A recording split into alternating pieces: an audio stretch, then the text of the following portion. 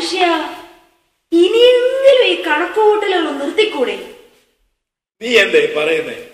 100 രൂപ കിടന്ന ഓഹരിയാ 1 രൂപയായിരിക്കും ഇപ്പൊ. മനുഷ്യന്റെ ഭ്രാന്ത് പിടിക്കാൻ ഇനി വേറെ വല്ലതും വേണോ? സ്വസ്ഥമായി എല്ലാം മറന്ന് ഉറങ്ങാമെന്ന് വെച്ചാൽ തന്നെ ഭീകര സ്വപ്നങ്ങളാ കാണുന്നേ.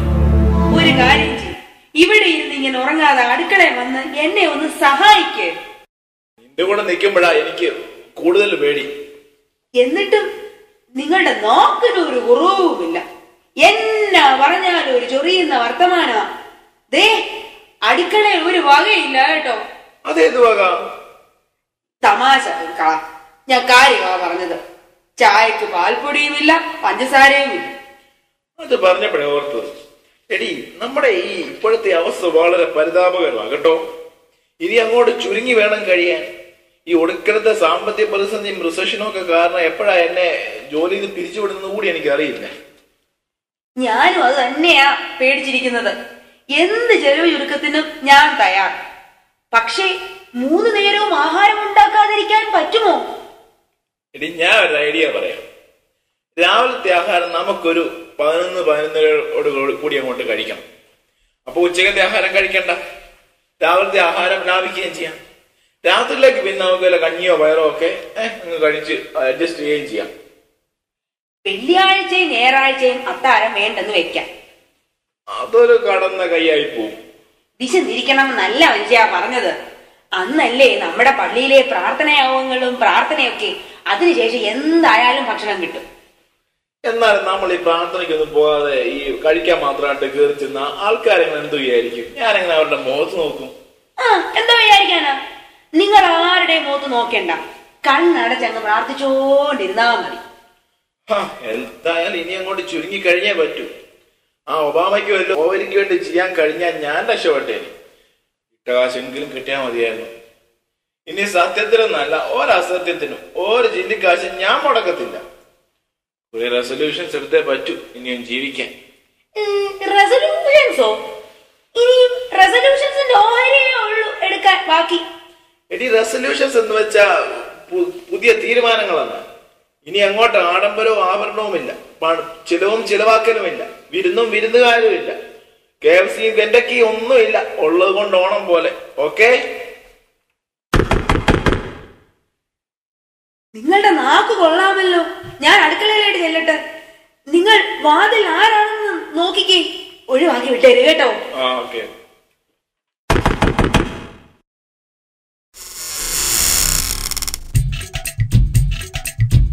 മക്കളെ, എന്നെ മനസ്സിലായില്ലേ?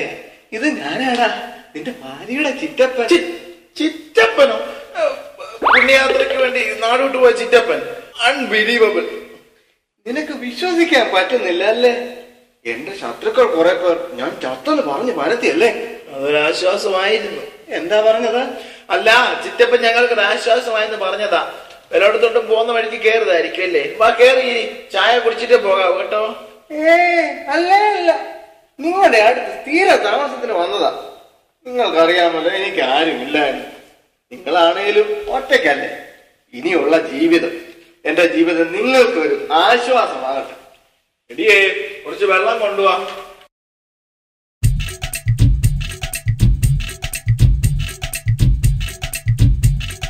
അയ്യോ, ഇതാരാ? ചിറ്റപ്പനോ? എത്ര നാളായി കണ്ടിട്ട്. ഇനി ഇവിടെ തങ്ങിയിട്ട് പോയാ മതി. ഇനി ഇവിടുന്ന് പോകുന്നില്ലെന്നാ ചിറ്റപ്പൻ പറയണത്. ഞാൻ ഇനി എവിടെ പോകാനാടി? ഇനി ചാകുന്നിടം വരെ ഇവിടെ എങ്ങാനും ചുരുട്ടുകൂടി കിടന്നോളാം. നിങ്ങൾക്കൊരു സഹായവും ആകും. വലിയ സഹായമായി പോയി. നിങ്ങളുടെ ഈ സ്നേഹമായി എനിക്കുള്ള ആശ്രയം. എടി, എനിക്ക് വെള്ളമൊന്നും വേണ്ട, ഒരു ചായ മതി. പാല് കുടിയാലും പഞ്ചസാര കുറയ്ക്കണ്ട കേട്ടോ. എനിക്ക് ഷുഗറൊന്നുമില്ല. അവക്ക് ചെവിയൊന്നും കേൾക്കത്തില്ല. എന്നാലും ഭയങ്കര ഭാഗ്യം തന്നെ അച്ഛന് പ്രഷറും ഷുഗറും ഒന്നും ഇല്ലാത്തത്.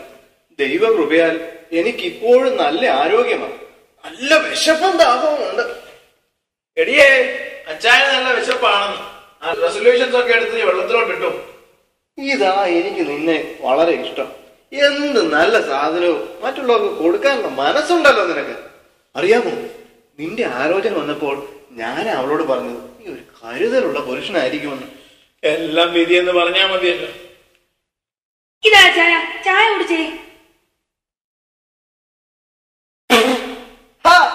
ഇതല്ല ചായ, പഞ്ചസാര ഒന്നുമല്ലേ? അതെ, ഇത് ഞാനിവിടെ പ്രകൃതി ചികിത്സയാ. പാലും പഞ്ചസാര ഒന്നും കഴിച്ചുകൂടാ. അതിന് എനിക്ക് കുഴപ്പമൊന്നുമില്ലല്ലോടി. ഇനി അടുത്ത തവണ വല ഒഴിക്കാൻ ഓർത്താ മതി. ഭയങ്കര ക്ഷീണം. ഒത്തിരി നാളായി എണ്ണ തേച്ച് കുളിച്ചിട്ട്.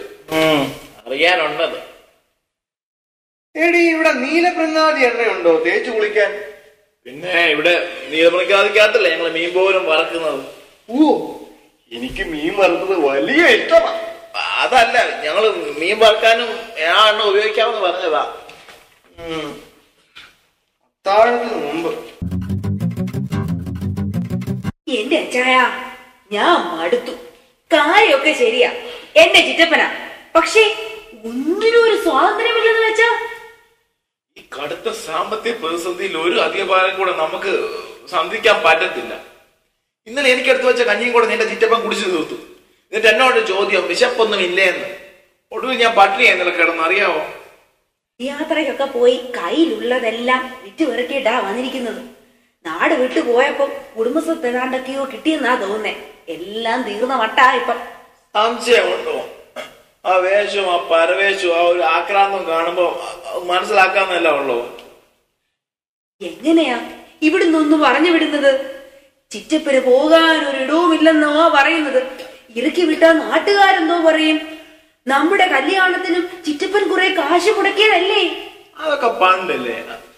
ആ നല്ല സമയത്തൊരു കല്യാണം കഴിച്ചിരുന്നെങ്കിൽ ചിറ്റപ്പന് ചോദിക്കാനും പറയാനും കുടുംബവും കുട്ടികളും ഉണ്ടായേനെ.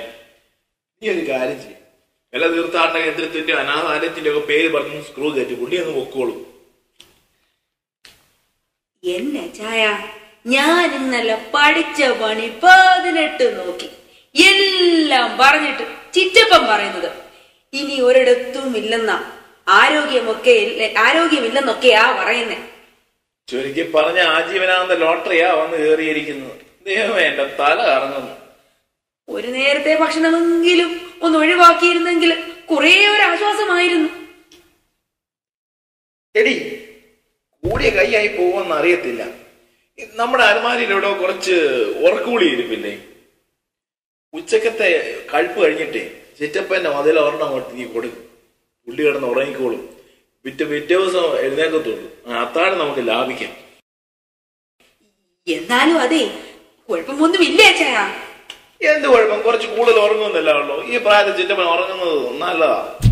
എന്റെ ഉറക്കമൊക്കെ കഴിഞ്ഞടാ. ചായ എടുത്തോടി. ചിറ്റപ്പ, നിനക്കെന്താടാ എന്നെ കാണുമ്പോ ഒരു വിറയല്ല? അല്ല, അത് ഈ ചിറ്റപ്പൻ ഇപ്പൊ എഴുന്നേറ്റതേ ഉള്ളോ? ഞങ്ങള് പറഞ്ഞതൊന്നും കേട്ടില്ലായിരിക്കും അല്ലേ? ഇല്ലടാ, നീ എന്നതാ പറഞ്ഞത്? എടി, നീ എന്റെ കൊച്ചല്ലേ. നീ എന്നെ കുറിച്ച് നല്ലതല്ലേ പറയൂ. അത് ഒന്നും പറഞ്ഞ സമയം കളയാതെ ചായ എടുത്തോണ്ട് വാ. അല്ല, ഞങ്ങളിങ്ങനെ പറയുമായിരുന്നു ചിറ്റപ്പൻ എഴുന്നേറ്റില്ലല്ലോ എന്ന്. എനിക്കല്ലേലും നല്ല ഉറക്കമൊന്നുമില്ലടാ. താമസിയാൻ നല്ല ഉറക്കം കിട്ടിക്കോളും. എന്നതാ പറഞ്ഞത്? അല്ല, ഞങ്ങളിവിടെ താമസിക്കുമ്പോ നല്ലതായിട്ട് കിടന്ന് ഉറങ്ങാമല്ലോ എന്ന് പറഞ്ഞതാ. ഇനി ശേഷമുള്ള ജീവിതം നിങ്ങളുടെ കൂടെ ഉള്ളൂ. സമാധാനമായി കഴിയാനൊക്കത്തുള്ളൂ. അതൊരു നല്ല തീരുമാനമായി പോയി എന്നാണേലും. അവളെവിടെ പോയി? ഒരു ചായ എടുക്കാൻ ഇത്ര നേരം? ചിറ്റപ്പനുള്ള ചായ അല്ലേ, അവള് സ്പെഷ്യലായിട്ട് എടുക്കുകയായിരിക്കും. അവളുടെ ഒരു സ്നേഹം. അത് പിന്നെ ഇവിടെ കുടുംബ പ്രാർത്ഥനയൊന്നുമില്ലേ? ഇന്നലെ രാത്രിയിൽ ഞാൻ ചോദിക്കണമെന്ന് വിചാരിച്ചതാ. പിന്നെ പ്രാർത്ഥിക്കുന്നത് പാ വിരിച്ച് മുട്ടുമേ നിന്ന് വേണം. എന്റെ ചിറ്റപ്പ, അതൊക്കെ ബോർന്ന ഏർപ്പാടല്ലേ. ഈ രാവിലെ സമയം പ്രാർത്ഥിക്കുന്നതിന്റെ അനുഗ്രഹവും സന്തോഷവും നിനക്കറിയാഞ്ഞിട്ടാ. ഒരു പാ എടുത്തോണ്ട് വേണം, ഞാൻ ബൈബിളുമായിട്ട് വരാം. എടീ, പാവല്ലോ ഇരിപ്പുണ്ടോ ഇവിടെ?